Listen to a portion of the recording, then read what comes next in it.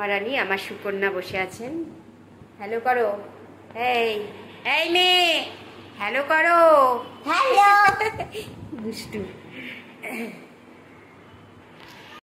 তো বন্ধুরা, আজকে সুন্দর একটা ওয়েদার দেখিয়ে ব্লগ শুরু করছি।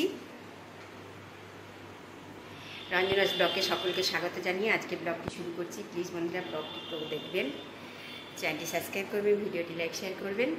চলুন, সুন্দর ব্লগ হবে। এখন থেকে ব্লগ শুরু করলাম, আর ব্লগটি পুরো দেখবেন।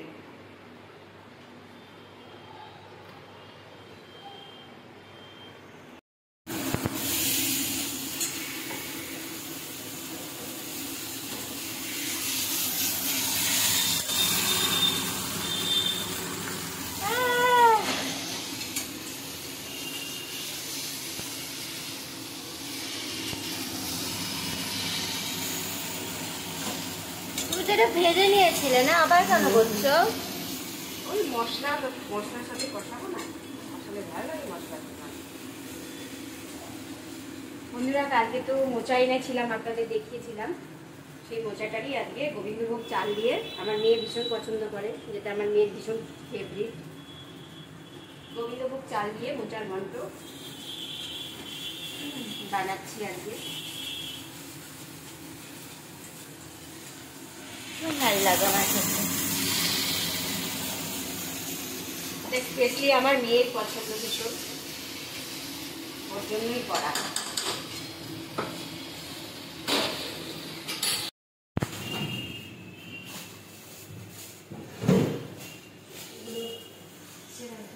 ভিজে যাবে।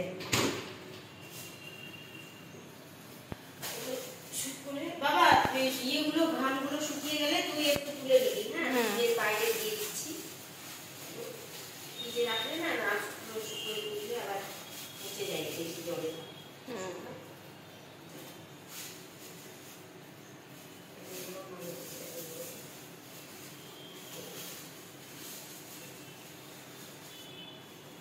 বেগুন ভাজবে কবে? কালকে বেগুন। হাঁটু ব্যথা করছে গো মা। ওটা দে, এটা দিচ্ছিস না কেন? আইস ব্যাগটা দে, তাহলেই তো। হাঁটু ব্যথা করছে। আজকে তো আলু পোস্ত দিয়ে দিচ্ছি। এই এখান থেকে যা এখন।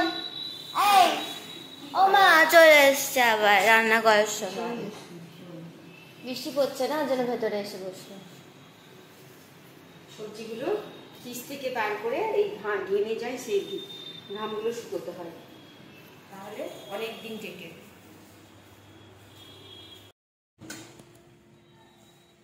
খাওয়া দাওয়া করতে চলে এলাম। যে আজকে হয়েছে মটর ডাল, আর এটা হচ্ছে মোচার ঘন্ট। বললাম আপনাদের, দেখালাম গোবিন্দভোগ চাল দিয়ে মোচার ঘন্ট। আর এটা আলু আর মোচা সেদ্ধ, মোচার যে নরম পাটটা থাকে সেইটা, আর আলু সেদ্ধ একসাথে মেখেছি। আর এটা হচ্ছে আলু পোস্ত ভাজা। এটা ডাল, এটা এটা আমার ভাত, এটা হচ্ছে মেয়ের ভাত, এটা আমার থালা, এটা আমার মা, আর এটা হচ্ছে আমি।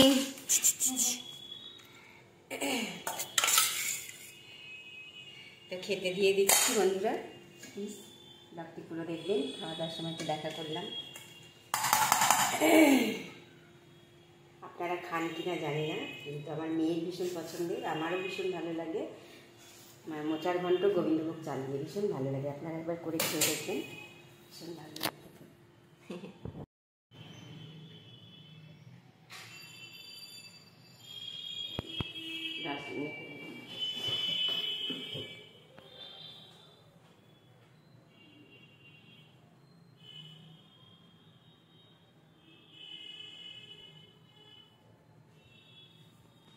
ঠান্ডাটা ধরিয়ে দিই।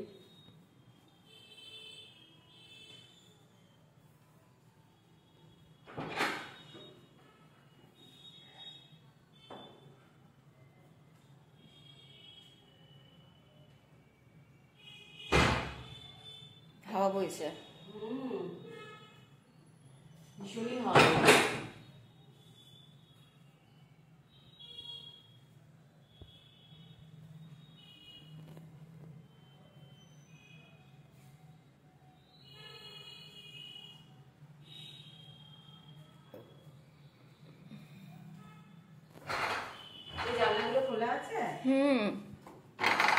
ও আমি পর্দা টেনে দিচ্ছি, দাঁড়াও। আমি টেনে নিচ্ছি। এখানে দেবো না তো আজকে, ওই দিকটায় দেবো। ব্যালকনিতে ভীষণ বাতাস।